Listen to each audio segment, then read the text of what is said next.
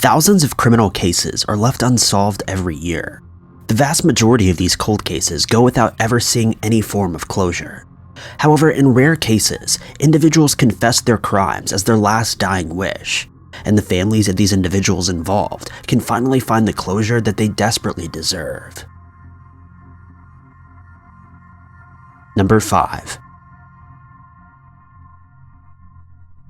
Harvey Richardson was remembered by his loved ones as having a gentle spirit and a calm demeanor when he passed away at the age of 77 while in hospice care. By all accounts, he appeared to be a man with a rather simple history who remained under the radar for most of his life. Some have even considered his life to be relatively unremarkable in the grand scheme of things. Harvey had no major run-ins with the law, other than a few failures in his younger years, and he had no traumatic events that could be considered abnormal. He was a simple librarian with a simple past. What made his death extremely strange was the fact that as workers were helping to clean his home after he passed away, a large suitcase was found close to his bedside. Inside of the case were countless newspaper clippings and magazine articles about a murder that had taken place 40 years prior.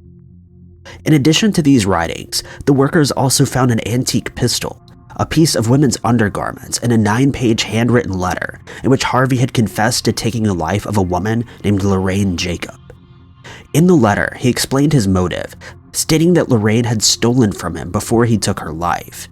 He claims that Lorraine had entered his home and stolen a camera just a few weeks before she passed away. According to police, the reasoning behind this is a bit unclear, though they have evidence to suggest that he may have unknowingly taken photos of her children without her consent. This is simply speculation, though. In Harvey's confession, he took his time to go into gruesome detail about the attack and included numerous details that had never been made public. He told the story of how he had just failed his librarian exam and was feeling under the weather. He left home to go out to a bar and meet up with a group of friends. However, police seemed to suggest that the friends that Harvey planned to meet were actually prostitutes. This is due to the strange way that he wrote about his friends in the letter, seeming to allude to the fact that Harvey may have been a bit uncomfortable when mentioning these women. Later into the evening, Harvey happened to run into Lorraine while she was walking home. She was carrying several bags of groceries when he approached her and began to argue with her about his camera. He says that he then lost his temper and began to strangle her, not letting up until the job was done. His crime ended here with him removing the woman's underwear simply to throw off officers and make them believe that the crime had been of a sexual nature. He also went through the woman's purse and took a lottery ticket she had just purchased, though he never redeemed it. Over 100 police officers were assigned to the case, but Harvey was never even considered a suspect.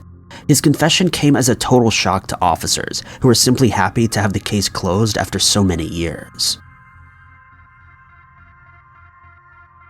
Number 4.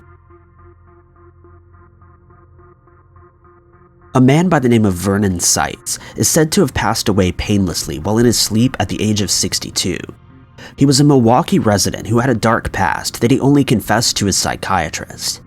His psychiatrist told police that it was his dying wish for his crimes to be made public after he had passed away. It's said that he confessed to shooting a 14-year-old boy named Jacob Wetterling. He then went as far as taking the lives of 2 additional boys whose names were not immediately made public. Police were then called to the home of Vernon and they began to conduct a search of the property. As their search progressed, they began to find large amounts of inappropriate material featuring children. They also found several pairs of worn-out children's shoes and numerous newspaper articles concerning the disappearance and subsequent death of Jacob Wetterling. Vernon told the story of how he encountered the young boy, saying that he was only 12 years old at the time. He'd been on vacation with his family, but he was abducted and held prisoner by a group of captors. He was repeatedly assaulted during this time, with his captors introducing him to Jacob Wetterling. Vernon was then forced to either take the life of Jacob or have Jacob take his life. He chose the former and the deed was done. While searching Vernon's basement, police found some rather disturbing items. They noticed a plot of newly poured cement, but also several articles of bondage equipment and even tufts of human hair that had been left behind. They decided to bust out the concrete that had just been poured, but found nothing of interest underneath it. Strangely enough, despite Vernon's clear confession of the crime, they had absolutely no evidence that would tie him to it.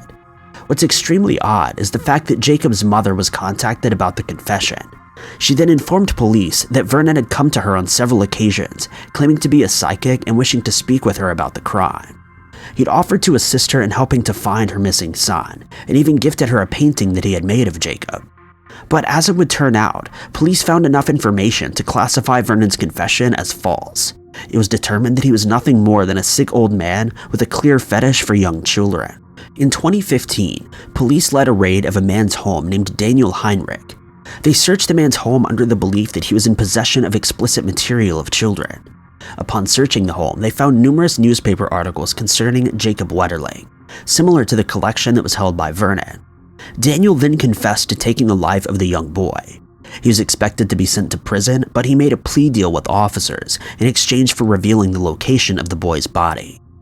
Police arrived at the alleged gravesite and found exactly what they were looking for. Daniel is now in prison, and Jacob's family has some form of closure. Number 3. Around 2009, a man named James Brewer suffered a severe stroke which led him to believe that he was dying. Before he managed to pass away, though, he had to clear his conscience of a guilt that he'd been harboring for several years. He informed hospital staff of his request and asked that they contacted police so that he could make his confession official. When police arrived at his bedside, he confessed that 30 years prior, he had shot and taken the life of his neighbor. He had reason to believe that the neighbor had been trying to seduce his wife, so he put an end to the problem the only way that he knew how.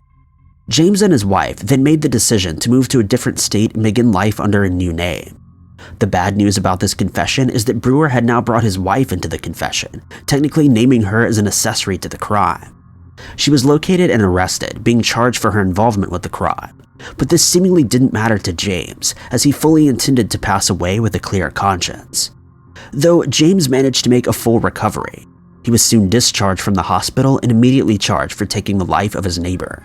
He's now expected to live the remainder of his life behind bars. Number 2.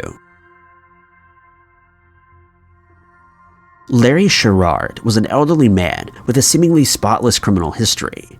He had a relatively extensive family, and his niece was at his bedside as he confided his darkest secret to her.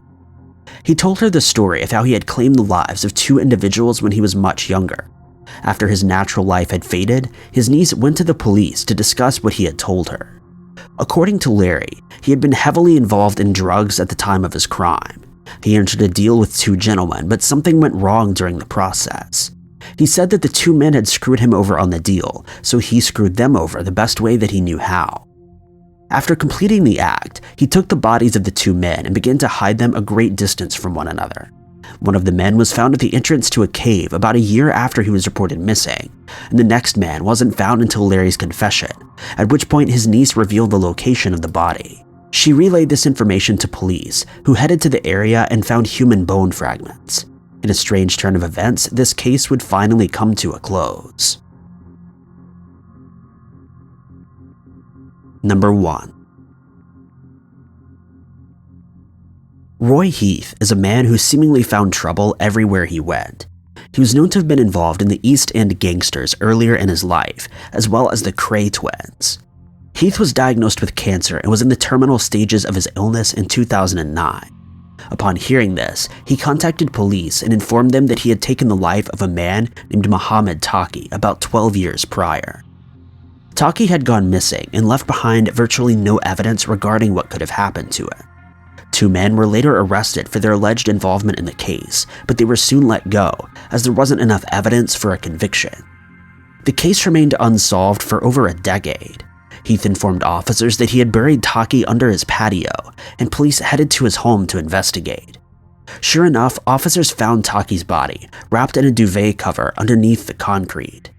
Roy was officially charged with taking the life of Taki, even though there was very little they could do about it given his current health status. Within just 2 weeks of his arrest, Roy passed away.